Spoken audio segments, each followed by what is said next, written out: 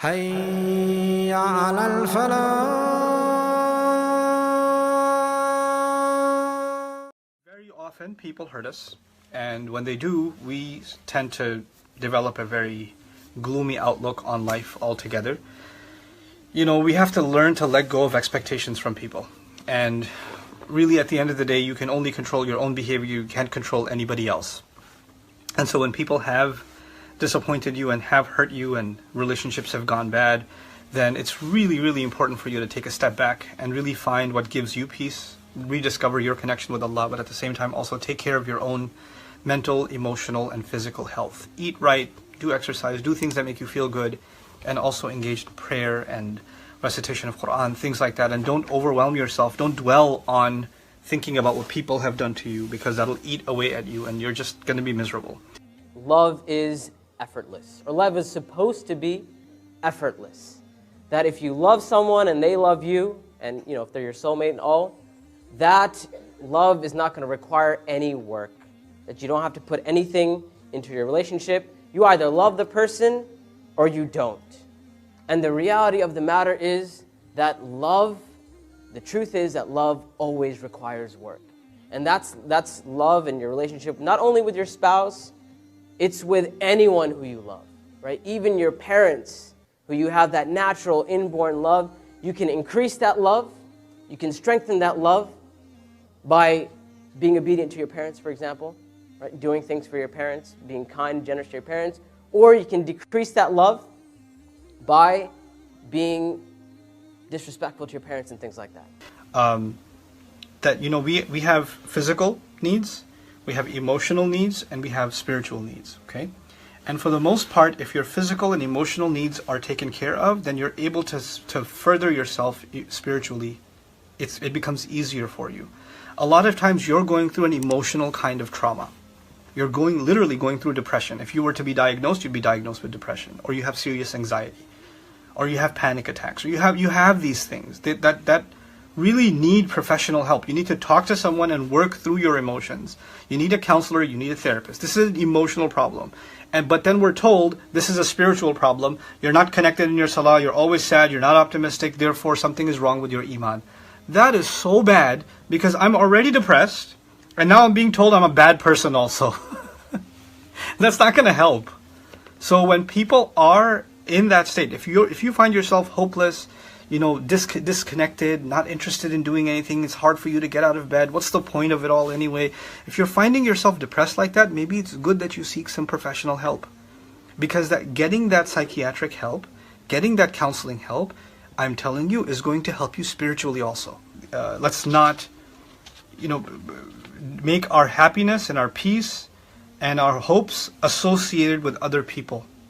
You have to find your peace yourself, and you have to find your peace with Allah. Just a little additional comment to the, thinking that you're going to change someone once you get married. Well, your parents, who love you more than anyone who will ever love you, can't change you about this issue.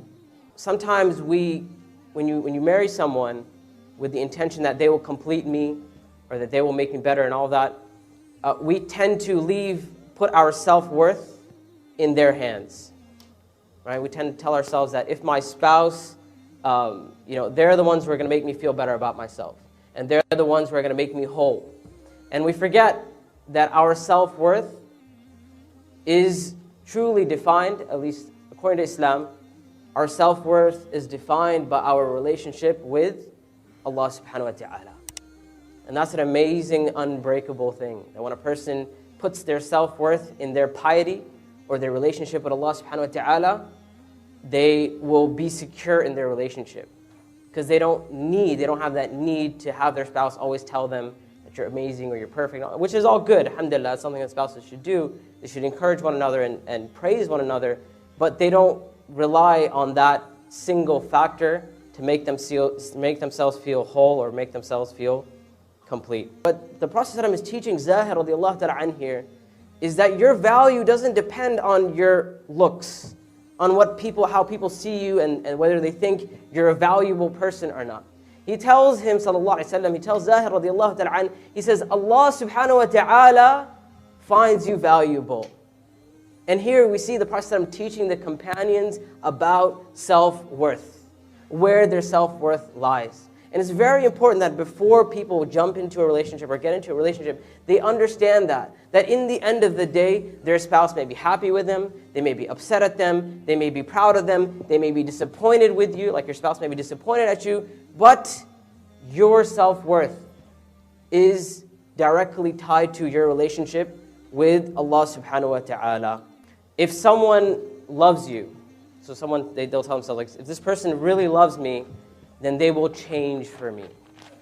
So they'll tell themselves that, even though, once again, we may not be compatible, we may have a lot of issues, a lot of differences, but we love each other. And inshallah ta'ala, we'll make it work. And I know, like, there's things I don't like about her, but I will change her, inshallah. And out of her love for me, she will change. Or she may be telling herself, out of his love for me, it will change. And as they say, love conquers all, right? Have you guys heard that? Love conquers. So they say, you know what, we'll get through all of this because of our love.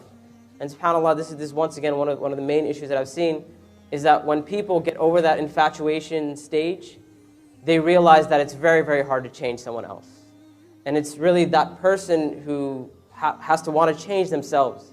And once you're no longer infatuated with the person, and it's no longer, you're past that honeymoon stage or whatever they call it, 5, 6 months, 4 months, 2 months, depending on who you ask, right? Once you're past that stage, it's very difficult. So I always tell young couples, I say, listen, this person, the way they are in front of you right now, the way you see them, marry them, keeping in mind or telling yourself that they're never going to change. And if you're happy with them the way they are right now, then go ahead and get married. Once again, another case study. Someone came to me, I was talking to this couple. They're having issues with one another. And one of the things that I came to realize is that they had very unrealistic expectations from each other. And then one of the problems was that the sister, when talking to her, I realized that her concept of love is very skewed, because she believes that her husband has to love her no matter what, right? Whether she's a good wife or not, what she does or not, it doesn't matter. This is your soulmate. The love will always be there. Right? It does not depend on what you do for your spouse. And same thing happens on the guy's side as well. And especially, I would say especially on the guy's side, where a guy says, you're my wife, you have to love me no matter what.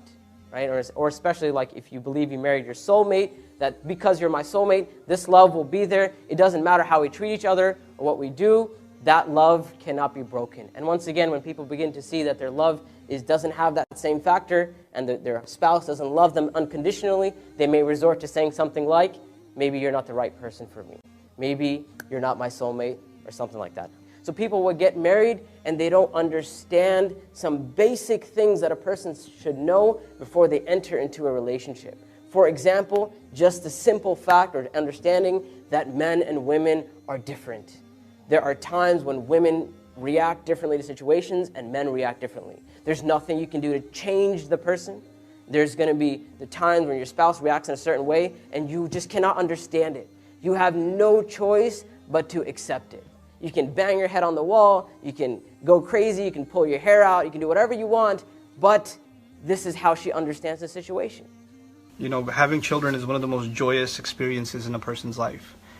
And to start questioning whether or not you even want to bring children into the world must mean you've gone through some very, very heavy things. And I pray that Allah makes those trials, those scars healed, so your view of the world is not so gloomy. Having children is a blessing, and it's a ni'mah of Allah. This world was always full of trials. It's not full of trials right now. It was always full of trials. And it's a mercy of Allah that He put in us the desire to have children and to continue life on this earth. The beauty of this earth and the goodness of this life far outweighs its difficulties.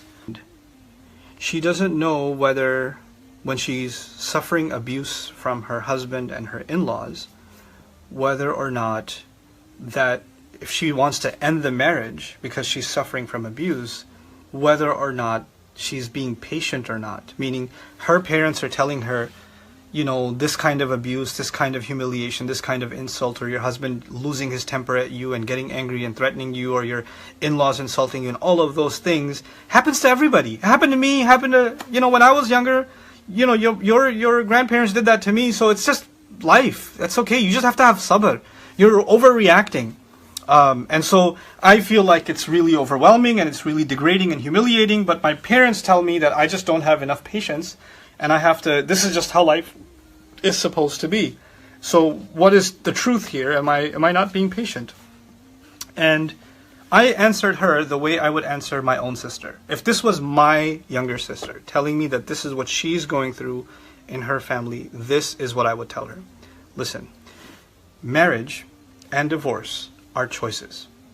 You marry who you want, and you have the right to divorce when you feel that you are not at peace in that marriage.